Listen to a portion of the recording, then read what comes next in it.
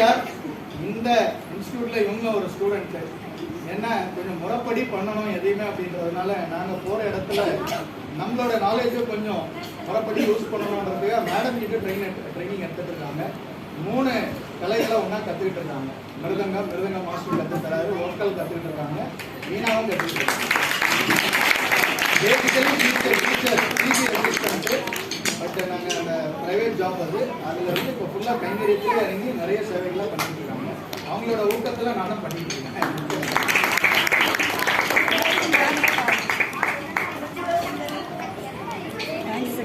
இருக்கட்டும்.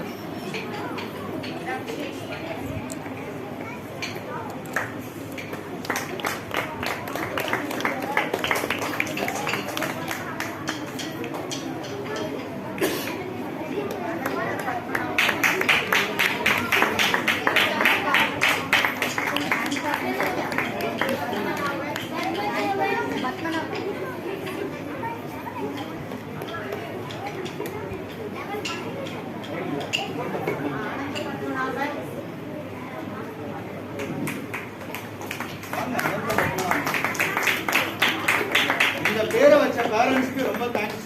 ஏன்னா மிகப்பெரிய ஒரு திவ்ய தேசம் கேரளாவில் திருவனந்தபுரத்தில் அனந்த பத்மநாப சுவாமி திருக்கோயில்.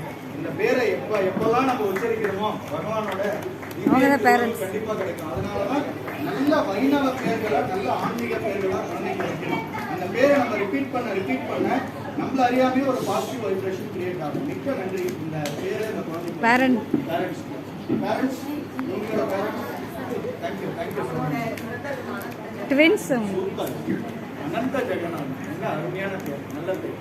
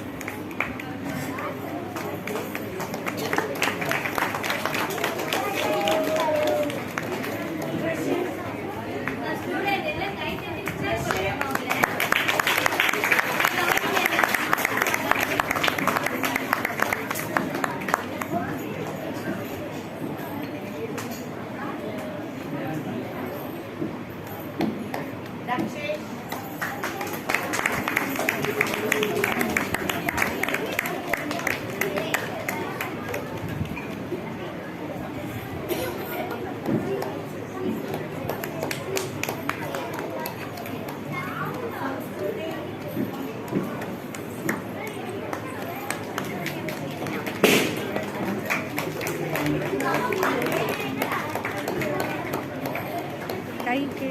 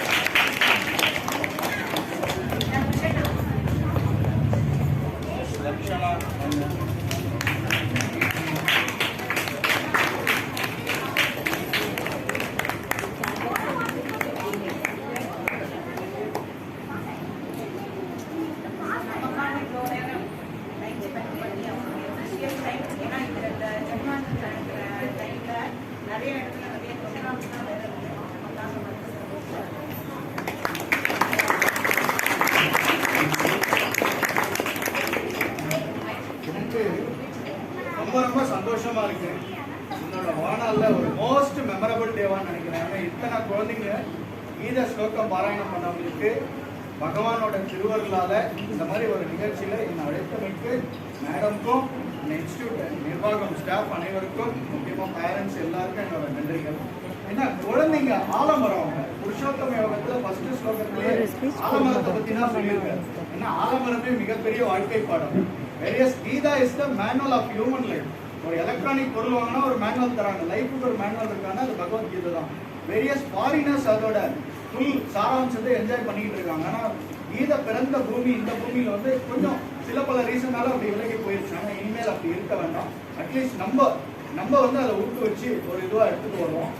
ஒரு ஸ்லோகத்தை கீதையோட ஒரு ஸ்லோகத்தை இங்க சொல்லி இது என்ன, ஒரு யூஎஸ்ல இருந்து ஒரு டாக்டர் சமீபத்துல ஒரு ஆண்டுக்கு முன்னாடி ஒரு மெடிக்கல் கான்ஃபரன்ஸ் நடக்குது சென்னை ட்ரேட் சென்டர்ல நந்தம்பாக்கத்துல மிகப்பெரிய medical conference. It is international medical conference. ஒரு யூஎஸ் டாக்டர் ரெப்ரசென்ட் பண்றாரு. அவரோட ஸ்பீச்சில் அவர் சொல்றாரு, இந்தியா வந்து டயபெட்டிக்கோட ஹெட்குவார்ட்டர்ஸா மாறிட்டு வருது. சக்கரை நோயின்றது இங்க வந்து ரொம்ப அதிகமா வளர்ந்துட்டு வருது. நீங்க கீதையோட ஒரு ஸ்லோகத்தை லைஃப்ல அடாப்ட் பண்ணாலே அதுல இருந்து தப்பிச்சிடலாம் அப்படின்னு அவர் சொன்ன ஸ்லோகம் கீதையோட 6வது அத்தியாயத்திலிருந்து 17வது ஸ்லோகம். யுக்தாகார விகாரஸ்ய யுக்த சேஷ்டஸ்ய கர்மசு யுக்த ஸ்வப்னாவ போதஸ்ய யோகோ பவதி துக்ககா. இதை நம்ம டாக்டர் ஒரு மிகப்பெரிய உபன்யாசகர் கும்பகோணத்தை சேர்ந்த, நீங்க நெட்ல யூடியூப்ல பார்த்தா வரும், டாக்டர் வெங்கடேஷ், பெரிய உபன்யாசகர். அவரு அங்க இருந்தார் அந்த கான்ஃபரன்ஸ்ல.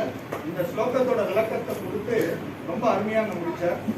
உண்ணுதல், உறங்குதல், உழைத்தல், கேளிக்கை. ஏன்னா மனுஷனோட 4 ஹேபிட்ஸ் இருக்கு.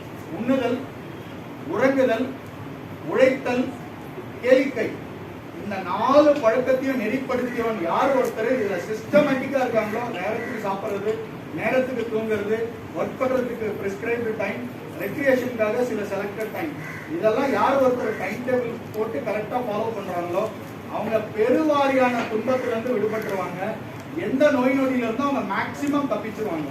டயபெட்டிக் மாதிரி நோயெல்லாம் வரவே வராது அப்படிங்கிறத இந்த ஸ்லோகத்துல இருக்கிற இந்த கருத்தை யூஎஸ்ல இருந்து ஒரு டாக்டர் வந்து சொல்லியிருக்கார் சென்னையில நடந்த மெடிக்கல் கான்ஃபரன்ஸ்ல. அப்ப நம்ம கீதை எவ்வளவு பெரிய பொக்கிஷம் பாருங்க. கீதையோட இன்னொரு ஸ்பெஷாலிட்டி என்னன்னா, சில பேர் சொல்லுவாங்க நான் கீதையை படிச்சுட்டாங்க, முடிச்சுட்டாங்க, வச்சுட்டாங்க. கீதை யாரும் படிச்சுட்டா முடிச்சுட்டான்னு சொல்ல முடியாதுங்க. காரணம் என்னன்னு கேட்டீங்கன்னா, நம்மளோட மைண்ட் மெச்சூரிட்டி லெவலுக்கு ஏற்ற மாதிரி தான் கீதையோட ஸ்லோகம் புரியும். உதாரணத்துக்கு ஒரு சின்ன குழந்தை ஐஸ்கிரீமுக்கும் பலூனுக்கும் அழுவும் 4 வயசுல. அதே குழந்தை ஒரு 12 வயசானா அழுவும். அதுக்கு என்ன, மெச்சூரிட்டி லெவல் இன்க்ரீஸ் ஆயிடுச்சு, இது ஒன்றும் இல்லைன்னு தெரிஞ்சு போச்சு. ஸோ 20 வயசுல ஸ்லோகம் படிக்கிறதுக்கும் 40 வயசுல ஸ்லோகம் படிக்கிறதுக்கும் 60 வயசுல ஸ்லோகம் படிச்சாலும் 100 வயசுல படிச்சாலும் அந்த 100வது முறை இன்னும் ஒரு இன்டெப்த் மீனிங் கிடைக்கும். ஏன்னா கீதையோட ஸ்லோகங்களுக்கு இவ்வளவுதான் டெப்த்னு யாரும் வரையறுத்து சொல்லவே முடியாது. அவ்வளவு பெரிய ஆழ தத்துவம் நிறைஞ்சதுதான் கீதை. அதெல்லாம் கீதையை வந்து யாராவது நான் படிச்சு முடிச்சுனா அப்படின்னா இன்னும் கீதையோட சாரத்தையே அவங்க தொடலாங்கிறது தான் இருக்கும். யாரும் அந்த மாதிரி சொல்லவே முடியாது. ஏன்னா daily it will give new meaning, புது டெக்னிக்ஸை கொடுத்துட்டே இருக்கும் பகவத்கீதை.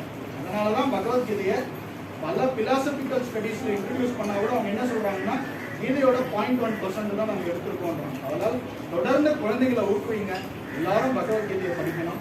மீண்டும் ஒரு முறை அனைவருக்கும் இனிய கிருஷ்ண ஜென்மாஷ்டமி நல்வாழ்த்துக்கள்.